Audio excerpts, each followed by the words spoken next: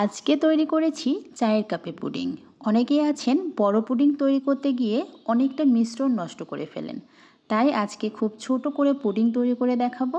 এভাবে পুডিং তৈরি করলে মিশ্রণ নষ্ট হওয়ার সম্ভাবনা কিন্তু একদম থাকবে না। খুবই সহজভাবে আমি পুডিং রেসিপি শেয়ার করব, যাতে করে আপনারা খুব সহজেই বুঝতে পারেন। পুডিং তৈরি করার জন্য মেজারমেন্টটা জানা কিন্তু ভীষণ ইম্পর্টেন্ট। তো আমি এখানে একটা ডিমের পুডিং তৈরি করে দেখাবো, যেহেতু আমি 1 কাপ পুডিং তৈরি করেছি। তো আমি এখানে একটা ডিম নিয়ে নিলাম, এরপরে নিয়ে নিয়েছি চিনি 1 চামচ। এখানে যে যার স্বাদ মতো চিনি ব্যবহার করতে হবে। ফেসবুকে কাজ করে সফলতা আনার জন্য অনেক বেশি ধৈর্যের প্রয়োজন, তাই ধৈর্য ধরে কাজ করুন, সফলতা আসবে ইনশাআল্লাহ। জাল করে ঘন করে নিয়েছি। এরপরে সামান্য পরিমাণ লবণ ব্যবহার করেছি চিনির ব্যালেন্সটা ঠিক করার জন্য। এই মিশ্রণটাকে এখন আমি ভালো করে ফেটিয়ে নিচ্ছি।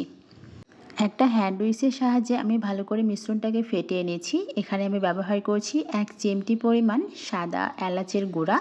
আমার কাছে ভ্যানিলা এসেন্সটা নাই, তাই আমি এলাচের গুঁড়োটা ব্যবহার করেছি। আর দিয়ে দিয়েছি অল্প একটু, এই 2 চামচের মতো বিস্কিটের গুঁড়া। বিস্কিটের গুঁড়ার পরিবর্তে আপনারা চাইলে এখানে টোস্টের গুঁড়াটাও কিন্তু ব্যবহার করতে পারেন। তো মিশ্রণটাকে আমি ভালো করে রেডি করে নিয়েছি। এখন আমি একটা মগের মধ্যে মিশ্রণটাকে একটু একটা ছাঁকনির সাহায্যে সেঁকে নিচ্ছি। এতে করে এই মিশ্রণটার মধ্যে যে বাবলসগুলো থাকে, এই বাবলসগুলো আর যাবে না। এতে করে পুডিংটা কিন্তু একদম স্মুথ হবে। তাই অবশ্যই কিন্তু এই টিপসটা ফলো করতে হবে। তো ভালো করে সেঁকে নেওয়া হয়ে গিয়েছে। এখন চলে যাচ্ছি চুলায় আমি ক্যারামেল বানানোর জন্য। যেহেতু এটা ছোট্ট একটা পুডিং, তাই অল্প একটু চিনি ব্যবহার করেছি 1 চামচের মতো।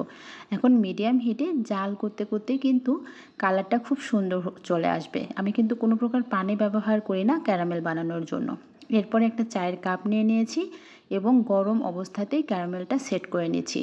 গরম অবস্থাতেই কিন্তু ক্যারামেলটা সেট করতে হবে। যদি ঠান্ডা হয়ে যায় তাহলে কিন্তু ক্যারামেলটা সেট করতে একটু অসুবিধা হয়ে যাবে। তো আমি ক্যারামেলটা সেট করে নিয়ে এখন এখানে দুধ ডিমের মিশ্রণটা দিয়ে দিচ্ছি।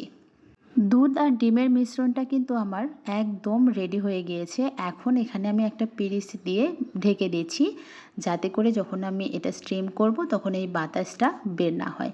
চুলায় কিন্তু আমি একটা কড়াই বসিয়ে দিয়েছি, পানিটা খুব ভালোভাবে বলক উঠে গিয়েছে এবং নিচে একটা পাতলা কাপড় দিয়ে দিয়েছি।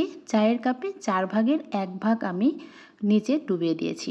এখন ঢাকনা দিয়ে ঢেকে আমি ঘড়ি ধরে 15 মিনিট স্টিম করে নেব। 15 মিনিটের বেশি কিন্তু স্টিম করার দরকার নেই। মোটামুটি 15 মিনিট স্টিম করলেই কিন্তু পুডিংটা একদম রেডি হয়ে যাবে। আমি আগে একটু চামচ দিয়ে চেক করে নিয়েছি, এরপরে আমি আপনাদেরকে দেখানোর জন্য আবারও একটু চেক করে নিচ্ছি। একদম ফ্রেশ বের হয়েছে, তার মানে পুডিংটা কিন্তু একদম পারফেক্টভাবে কুক হয়েছে।